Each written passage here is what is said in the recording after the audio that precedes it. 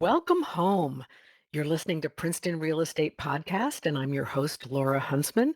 Today, we're talking about construction, renovation, building from scratch, and I'm very lucky to have as my guest Tom Pinneo, who is the founder and owner of Pinneo Construction in Princeton and has been for the last 25 years.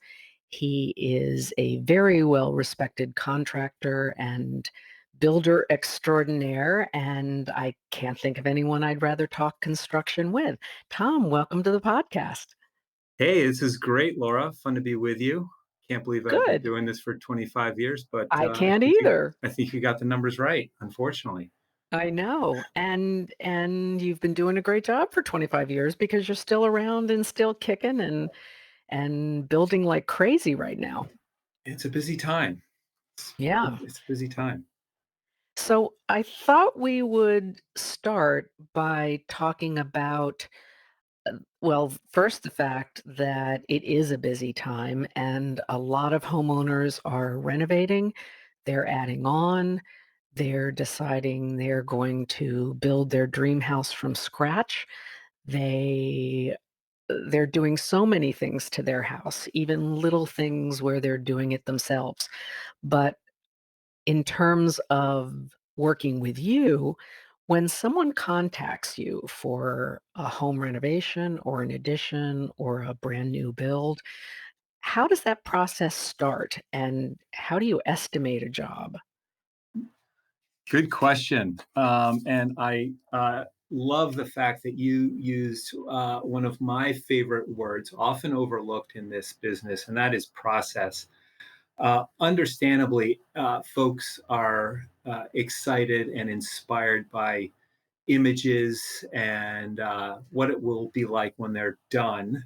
The process of getting there can be demystified. It can be predictable, and it's important that you set off on that path, that journey, with a good roadmap. So.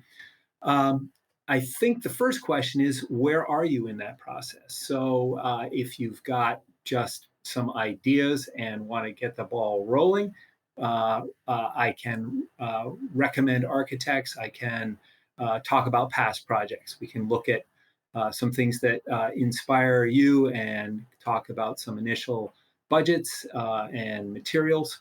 Or if you're farther down the path and have a set of preliminary plans, we can put some numbers to that. We also bid projects when you've got an architect who has come up with some real firm specifications. We're super happy to work hard for a couple of weeks and put together a very detailed estimate. So I guess the answer to your question is how do you of how you get to the point of starting a project is going to depend on where you are right now, and we're comfortable Right, working in a few different ways. right. I mean, there's a big difference between having looked on Pinterest Yeah. and creating little boards for yourself as opposed to having really mapped it out with Mhm. your architect of choice, and now you're looking for the person to execute it. That's right. And we are not a design build firm. We don't have architects on staff. We're a construction company. But we're, I think, really good partners in the design intent so that we can actually work off of some of that Pinterest board.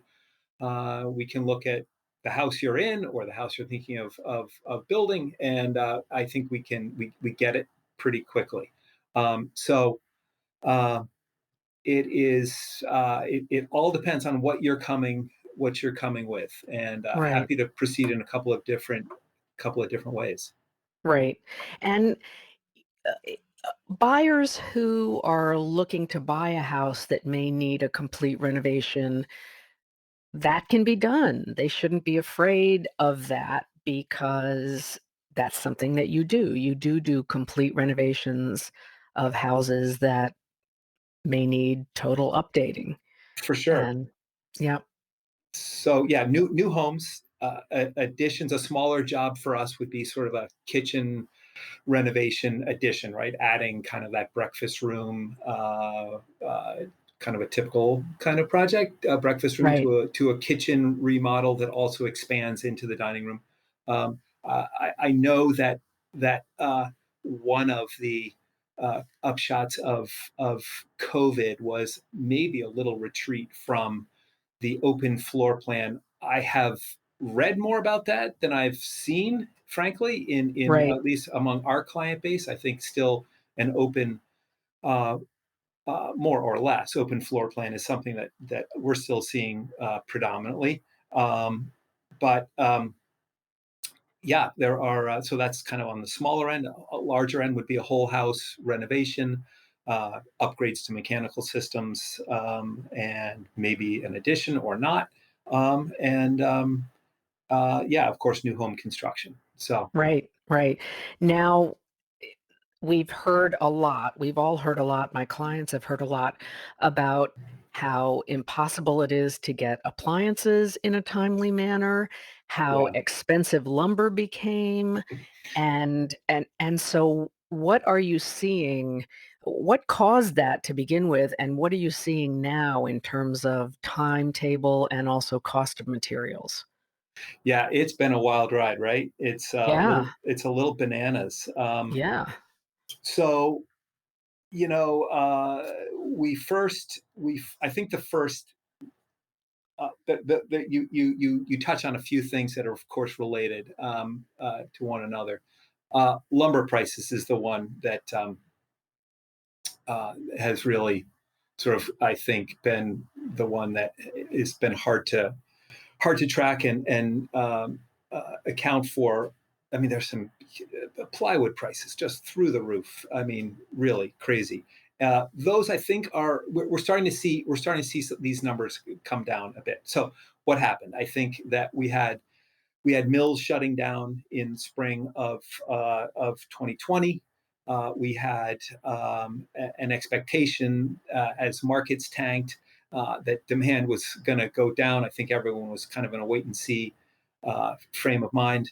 Right. We had then a super fast turnaround, and just supply was not able to meet the demand.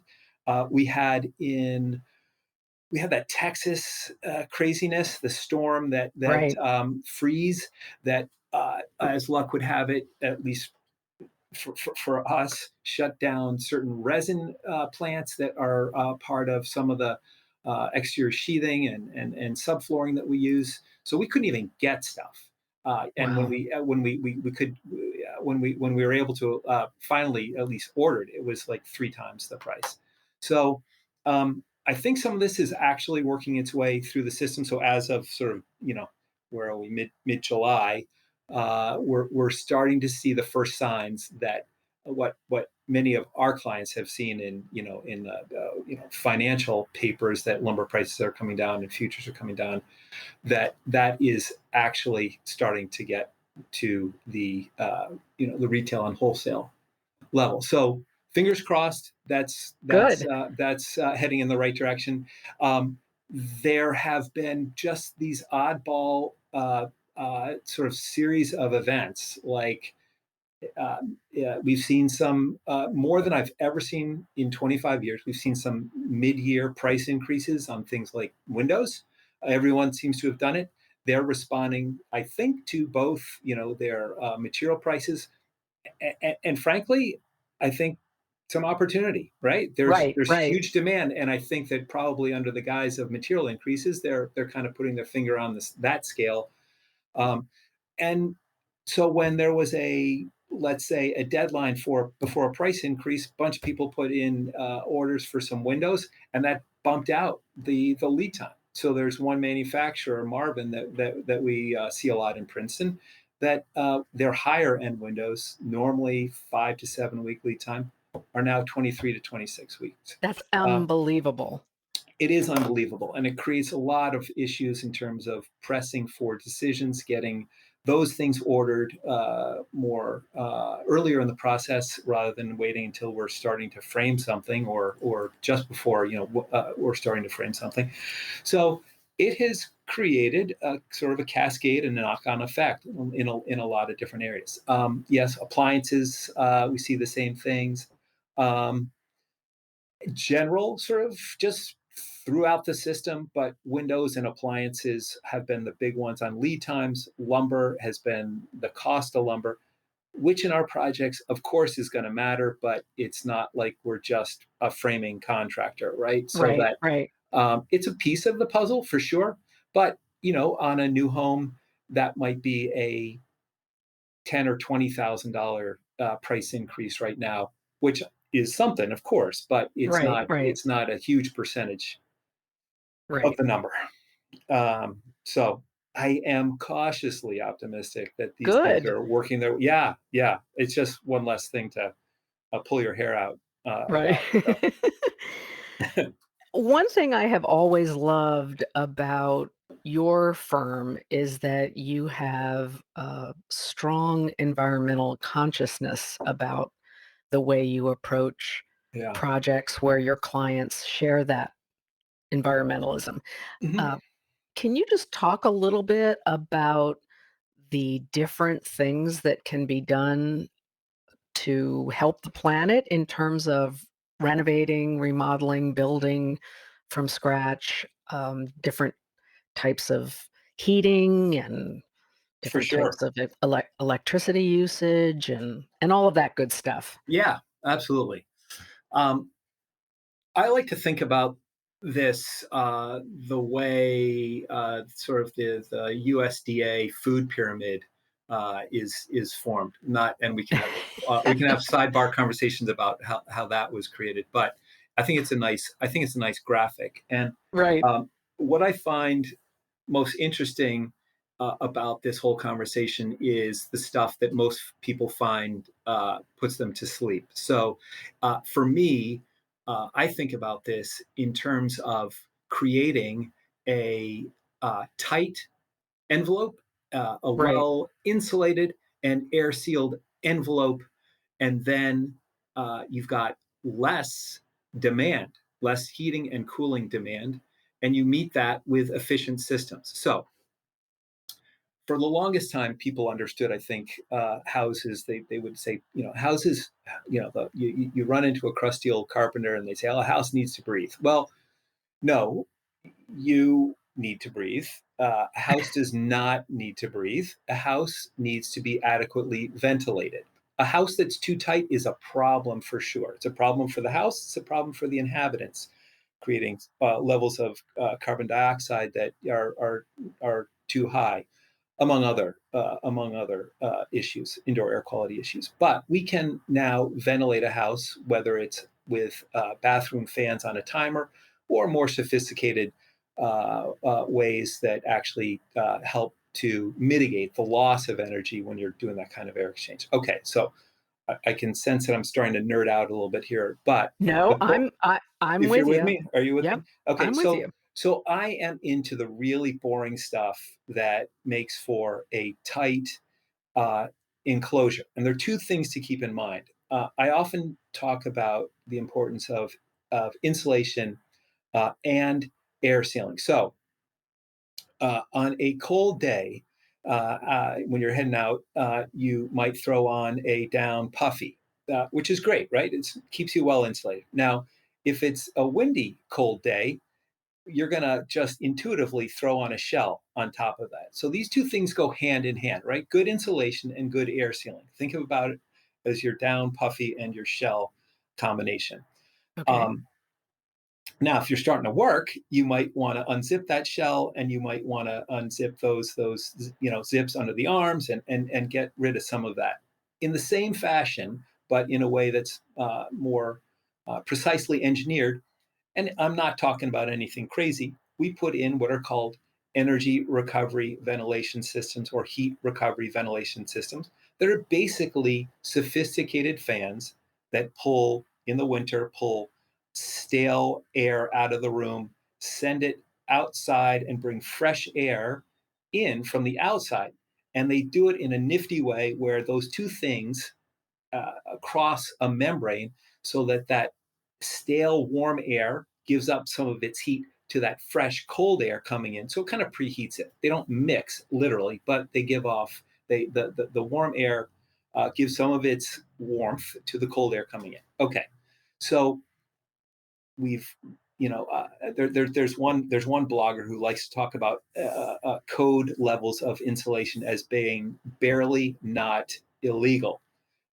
We can do better. Most of our clients, right? Your clients, my clients, Right, um, are not inclined to uh, set the bar so low, right? Whether it is right, in any other aspect of their lives. So why do we do it here, right? And I would like to sort of reverse some of the thinking around this. So I haven't even begun to mention all the sexy stuff, right? Solar, right, geothermal, right? We're going to talk about that later. That comes down the pike. That's up at the point of the pyramid, right?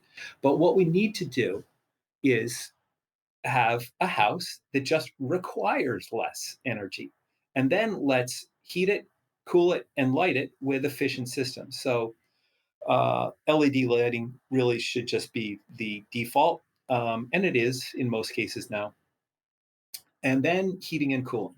So um, where possible, I would like to get off of the gas, either natural gas or propane, and onto electric, and make that electricity, if possible, on the property with photovoltaic, solar energy, right? Solar panels.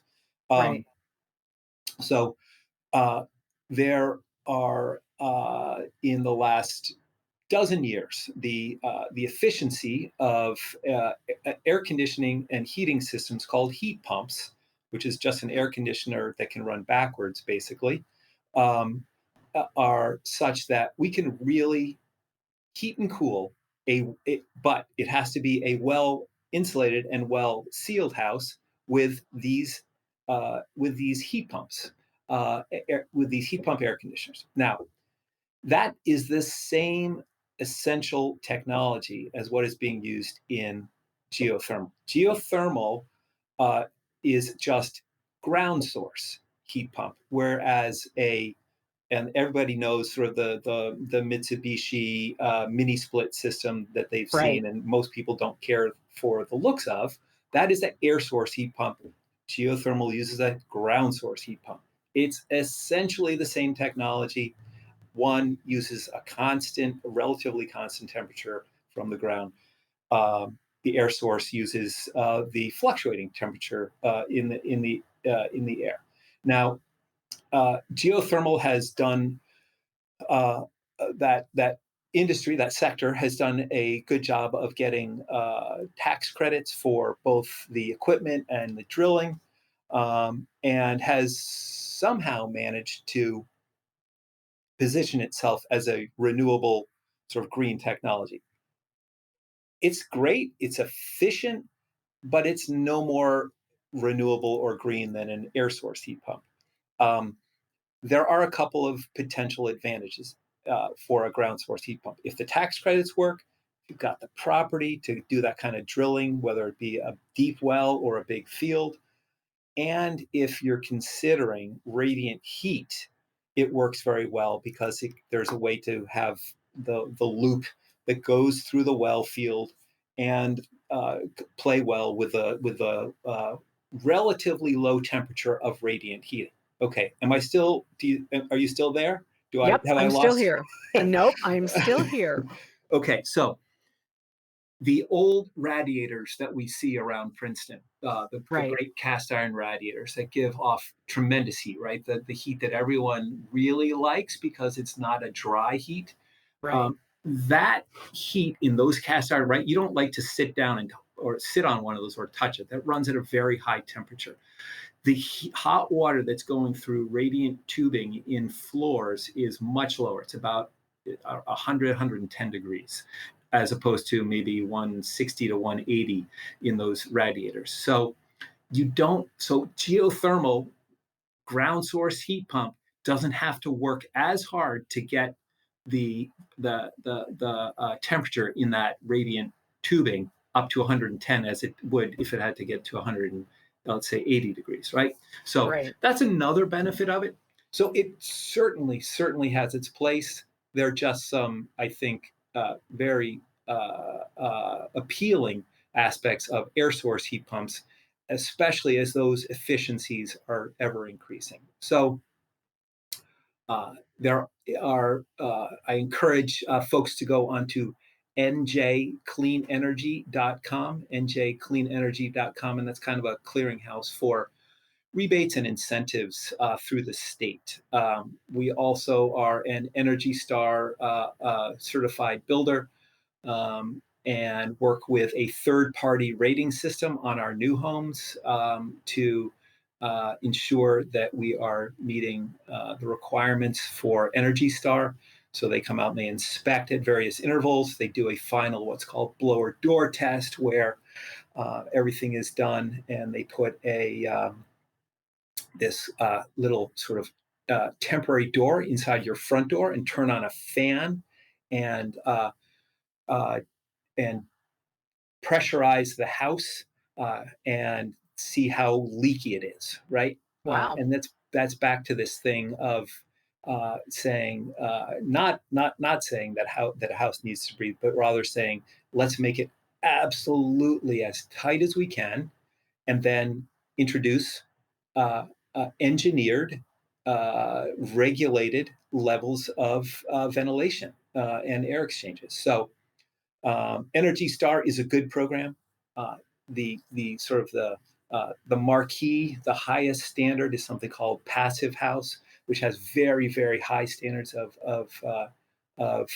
air sealing and insulation and energy usage. And so we are, when I'm talking Energy Star and when I'm talking above code levels, we are well below where sort of the cutting edge is. So there's a huge gap between what code allows and what we can do. And I don't think we all have to be passive house, but Right. if we could raise the bar, I think we can use less expensive, more efficient heating and cooling systems, and we can have more comfortable houses. I That don't would be think great. it's a win-win-win. Yep. That it sounds like that's the future.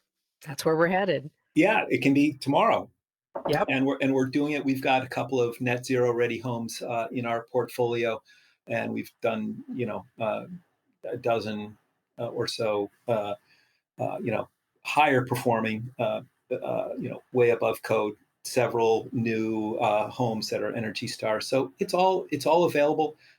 Another one of my favorite sort of lines is state of the shelf, not state of the art. So there are a lot of really good tried and true systems.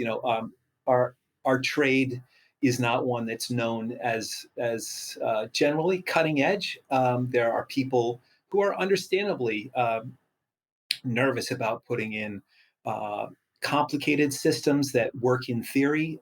If it's not fun having to go back and service things that are working pretty well.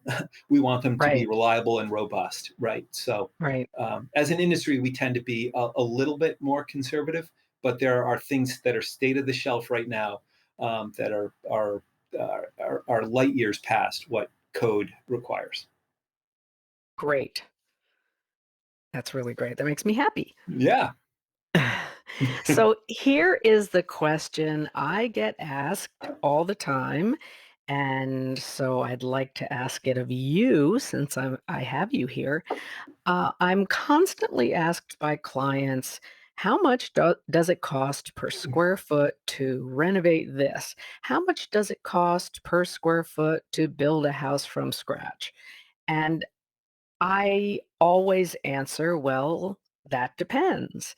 And now I'm going to put that on you to be more specific so that I can say more than that depends. Yeah, right.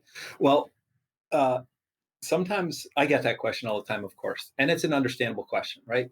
Um, and sometimes I respond by saying, "Well, how much does it cost to go out to dinner?" Right. And oh, right, it does depend, right? And because you can say it depends, and not being a wise guy, it absolutely does depend. Okay, now that said, we can, I think, establish, if not a point, we can establish some sort of bookends for that conversation. Um, One of the first things to do, however, is to at least agree on what we mean by a square foot. Seems like a reasonable thing to do if we're going to Yep. if we're going to put a number in the hundreds of dollars on a square foot, and we're going to start doing some math. Let's agree at least on one of the variables here. What is the square foot? Okay, so I think reasonable people can discuss square footage differently. I have over years come to the convention that a square foot is finished, conditioned space. So that would include all the obvious stuff: the first floor, the second floor, the bedrooms, the living rooms, the kitchen. Uh, it also includes, in our way of doing the square footage calculations, it also includes any finished, conditioned basement space. Now, I'm not talking about a set of stairs down to a basement that is got some drywall on the walls and a couple of porcelain light fixtures. I'm talking about something that has floor finishes and doors and trim and cabinetry. It probably has some kind of, entertainment center. Doesn't have to be a crazy home theater, but it's got real living space, right? Right. Um, that also includes any enclosed, let's say, porches. It does not include a back terrace. It does not include, let's say, a roof terrace, right? We've got to draw the line somewhere. And for the sake of having these preliminary conversations, because that's all this is with these square foot numbers, right? They are they are instructive, and to get us into a as I call it, should we continue the conversation level of pricing? Because at the end of the day, my goal is to give our clients a fixed price for the cost of the project. There will undoubtedly be some allowances around some finishes like tile. But Right. this square foot conversation is meant to get the conversation started and to talk about a range. Okay, so it does not, square footage, I do not include the any garages in that. I do not include any unfinished mechanical room space that may be taking up valuable place in a basement or in a bonus room, let's say. Um, so I think we've defined a square foot, finished condition space. And by the way, here's a little known fact: the tax folks in Princeton measure to the outside of the building. So guess what? I'm going to measure to the outside of the building. You may be like, really, Tom? We're getting down to that level? Well, if you take a 6-inch wall and spin it around the whole house, 2 floors, we start to actually get some square footage. So Right. just to be in line with the Princeton tax man or woman, we measure to the outside of the house, finished condition space. Okay, so there is, over the last, let's just say, couple 3 years, there's an awful lot that I can point to that lands in the $300 to $400 a square foot range. We have certainly built for less in the high 200s, custom architect designed, and we have built in the $700 range, custom architect designed homes. So the renovation costs, I think, tend to be at the lower end of that, though we've seen prices right in, depending on the finishes. And this is where, this is really the, it depends, right? This is, Right. um, are we going to taqueria, or are we going to name your place, right? And I love a whole range of restaurants, and there are a lot of there's a whole range of renovations too, right? Are we using super high end countertops and tile and millwork and lots of it, and crazy windows, or are we using, again, this idea of sort of uh, state of the shelf, well designed, smart selections, but they're not crazy high end. Yeah. So you're right in saying it depends, but I do not think you are misleading. You would be misleading your clients if in the future you said it depends. But I have it on good word that there is a solid range of custom architect design homes in Princeton for in the $300 to $400 a square foot range. It's a good starting point. Okay, good. That's good to know. Yeah. And just so that listeners know, you don't just work in Princeton, you work in the surrounding areas as Yeah. well. Yep. Yep. So from we've projects in Newtown through Hunterdon, and yeah, Hopewell, Lawrenceville. Um, but yeah, a lot of it. I mean, the majority is within 15 miles of Princeton. So, Yep, but not just in town for sure. yep. Are you seeing any movement towards buyers wanting smaller, smarter houses, or Yeah. are you Yes. There is. I mean, I wish there was more. And I wish that energy and building performance were something that I heard more at the outset. It does happen. It for sure happens. There are a, a, a couple of projects on the boards now that are in early stages, and energy and performance are part of that early conversation. And right that back to our earlier conversation about uh, strategies. One of the most important things you can do, if you're serious about that, is to have that be something that you're talking about at the outset, because how what mechanical systems you're using and how they're going to integrate into the house really are going to impact or can impact, let's say, floor plan and design, and so it's important if that's a priority to talk about it early. So I would say that yes, we are. I think that uh, there is. I think one of the upshots of COVID as people moved out of the city, and we have seen our fair share of that people leaving New York. I think used to smaller places, so not right? looking for places quite as large. Um, and a mindset and an interest in having efficient systems, and again, not thinking about anything crazy, but how can we, as we go about this, uh, just be smart, both for the for environmental reasons, for comfort reasons, and energy savings and cost reasons. So yes, the answer is yes. We are seeing it. I'd love to see more of it. Right, right. Me too. Me too. How long do projects, and I know this is another it Yeah, depends. How long do projects take from start to start to finish? finish. Yeah.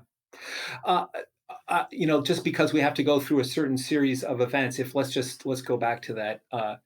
If we use it kind of on the smaller side, let's just say a small addition renovation, not the whole house, perhaps, but kitchen renovation addition thing. It's 6 months, and new home. I would say a year and up, depending again Right, on the size. There are just some things that you can't make go any faster. right, You do on a larger project have some sort of economy of scale with the sort of the sequence of things that need to get done. So you can get more done in about the same amount of time. And then there's certain sort of plateaus and breakpoints. and you Yeah, do you do traditional homes, you do antique homes, you do yeah, modern, you do a yeah. whole array of styles. Yeah, yeah, and this goes back to that thing that we are not a design build firm, right? We're a construction firm, good partners in the design intent, and we have followed our clients and their architects. We have three preservation awards from the Historical Society of Princeton. Um, Congratulations. Thank you, thank you. And those are great. Those are great projects. And this is a place for me just to say that we are big fans of good architecture, whether it is Greek Revival or whether it is a glass and steel home, new home. Good architecture is good architecture, I would say. Yeah. So it is true that through our experience we've come to understand that yes, in that new glass and modern home, that we're not going to be resolving details with moldings, that we've got to plan them out well in advance so that lines are crisp, and that we're not we don't have a chance later on to cover something with a piece of molding, which frankly is why I think a lot of molding exists, right? It started from this great these classical orders of architecture, but they came in handy, and they come in handy, frankly, when you're building more quickly. You Or when can you're trying to make a 1700s house look plum. That's right. That's right. When you need to leave the level and the square in your truck and just get it done and get it in Yeah. there, you can bridge out of plumb, out of square conditions uh, with with trim.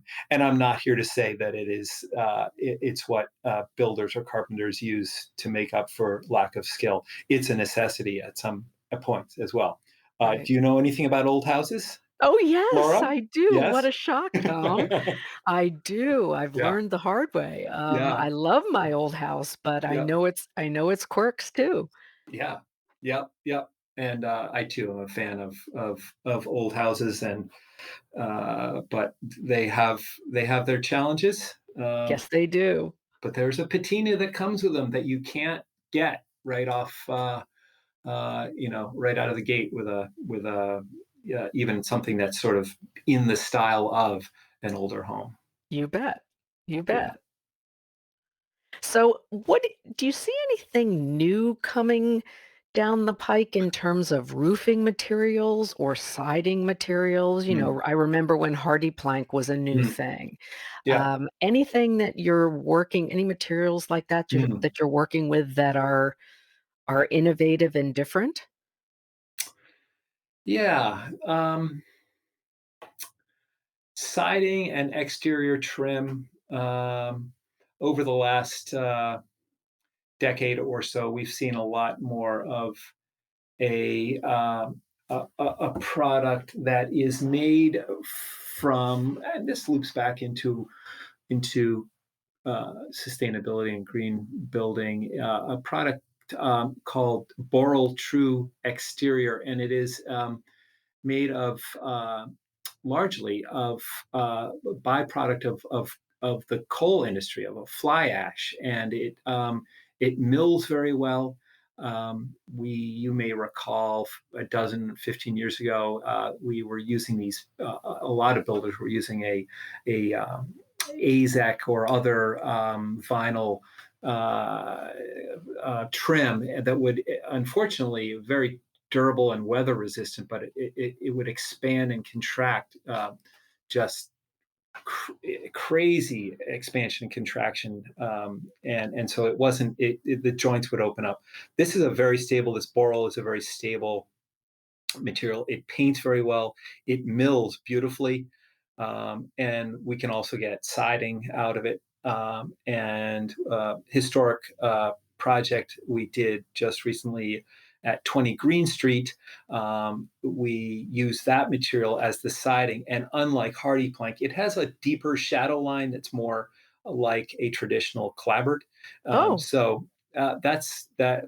Certain architects are specking that, and it holds paint, better than wood. So it's that's a great product. Um, we see a whole range of windows, whether we're really, when I started, this was sort of a wood window town. Marvin wood windows were the kind of the go-to. we're seeing, and even the HPC, Historic Preservation Commission, is approving clad Marvin windows, and not just Marvin. I don't mean to talk only about Marvin, Anderson and Pella as well, to name a few. Colby and Colby. So there are lots of options out there. And there are other materials. There's an extruded fiberglass, a Fibrex material. Um, so, you know, I guess I don't know if I've just gotten old and lazy, but the days of just needing to paint sash, divided lights. I mean, is that something that you look forward to, Laura? Like, No. or hiring someone to do? It just No. seems like we should be past that point. And I totally get that there will be certain places where we're going to want to have wood windows in very in historic preservation, historic restoration. Absolutely. That said, I think for most people in 2021, we should be able to put together, whether it is sort of a more traditional renovation or a new home, that we can put an outside to that building that doesn't require just uh, uh, constant upkeep, right? Right. And Yep. we can do that. So that's great. I love air source heat pumps and the efficiency. I love pushing insulation. Um, and yeah, other than that, it's a lot of, and not to boil it down or dumb it down, but it's a lot of interior finishes. Great, new products in terms of tiling and backer boards for showers that make the old mud jobs and vinyl shower pans a thing of the past. People, of course, are doing a lot of linear drains and curbless showers. Yep. Um, so yeah, uh, there's always there's always good stuff, and as has been the case forever. It is great to have those products, but what makes it work is a design and details that come together well, and folks who install them properly. So Right. yeah. Right. Are we ever gonna get anything besides the asphalt roof? Mm, mm. Laura, I know it's they're brutally boring, but uh, it's hard to argue with an asphalt roof. I know. Because they are inexpensive. Yes, you cannot really. Well, I guess you can. Can you recycle them? I'm not sure. It's not like metal. But I don't like having that conversation about, well, yeah, metal's great because you can recycle it. That's just not, well, okay, let's not talk about when we're going to rip your roof off again. Right. Um, uh, but we do see our fair share of painted, the standing seam roofs, metal roofs, and I'm not Yeah. talking copper. That is few and far between, those roofs. There are synthetic slates that get used and are pretty attractive. And certainly from the ground, I can't tell the difference. So Yeah. um, that and I mean, That's that's pretty much it. We do not see a lot of cedar around here. We've done cedar roofs, and we do them, but they are few and far between. I mean, for us, usually it is a one or another form of asphalt, or it's a flat roof. And certainly with some of our modern architects, we're doing a lot of flat roofs, and so that's a rubber. It's and what's called EPDM, where there's some pitch built into the roof or the substrate, and it has then this rubber membrane that goes over it. That rubber membrane can then have either you can have a green roof, which we do on a few occasions, or we've done on a few occasions. It can have a roof deck put on top of it.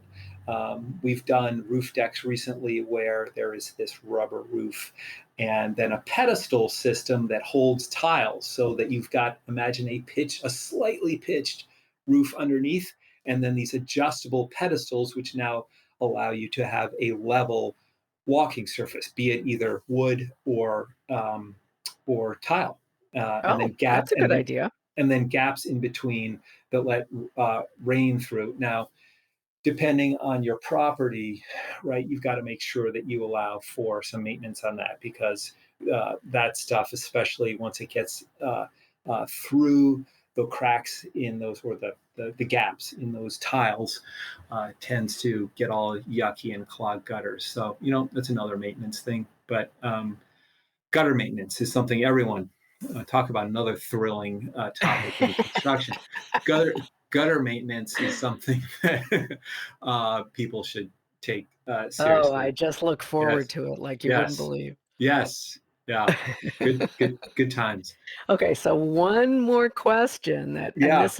this is something that I've noticed, and I just wonder if it's proper or not. Sometimes in finished basements, there is hardwood on the Mm, slab, and I'm just mm, wondering, is that a good option for a basement mhm, floor?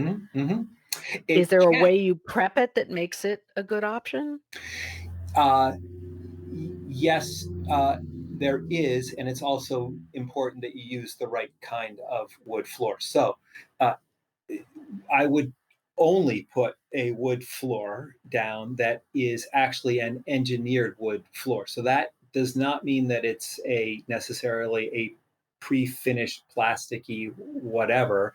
It can be real wood on the surface, but underneath, if you were to take a cross section of that flooring, it's basically plywood with a wear layer just as thick as the wood flooring up on the first floor Okay. that is hardwood. So many times we put down in a finished basement a site sanded and finished wood floor that looks indistinguishable from the wood floor upstairs. In fact, it may be the same material. It's just a high quality plywood, very stable wood floor. It does. You have to first make sure that you're not getting a wet basement, right? So that has to do with drainage and gravity drains, or if you don't have pitch on your property, sump pumps and backup generators and all of that stuff. And then making sure that there's the right kind of prep of the slab and that it's installed well, that it's glued down properly. But yeah, you absolutely can do that. Okay. Absolutely. Yeah. That's good to know. Yeah. Yeah. So I probably wouldn't put that in your basement, your, Oh, no, honey. 18 I don't put whatever. anything in my Yeah. basement But except the boiler. yeah, right. But in a new edition that we can ensure is dry, or a new home for sure. Absolutely, we can do that. So I think that's like a great point where it's there. No question is a dumb question to ask. You've got Princeton is full of talented architects and builders who have answers to these things. It's getting on board with someone who has a process, who has experience, and can pull in the right people to answer the questions and come up with the right kind of specs and explore possibilities. Right, and you have a great team behind you as well. We do have a great team of project managers and carpenters, and then just a stable full of trusted subcontractors, right? And Yep, we rely heavily on them, and it's great to be able to say, and I'm very comfortable saying, Laura, I don't know the answer to that question, but give me a couple hours. Let me be in touch with my flooring contractor or my HVAC contractor, and I'll get back to you. And right, um, our job is to bring all of those component pieces together, right? Where that's the task at hand. There's no one piece. There's no single piece of what we do that's terribly complicated. It's orchestrating the whole show and doing it on a schedule and a fixed cost. right. That's where the fun comes. Yep. Well, Tom, So you have been great, And for anyone listening who has a question, like questions I've been asking or Yeah. anything else, you will be able to get in contact with Tom via his information on the podcast website. And at Pinneo, all you have to do is Google Pinneo Construction, and Yeah. Tom is right there. Feel free to call. Yeah. And Tom, thanks again for coming. Hey, Laura, this has been a lot of fun. It has been fun. And everyone else, you've been listening to Princeton Real Estate Podcast, and I'm your host, Laura Huntsman, and thank you again for tuning in. Thank you for joining us for this episode of the Princeton Real Estate Podcast with Laura Huntsman. Our podcasts are produced by HG Media and can be heard on Apple Podcasts, Spotify, Google Podcasts, Stitcher, or wherever you listen to podcasts.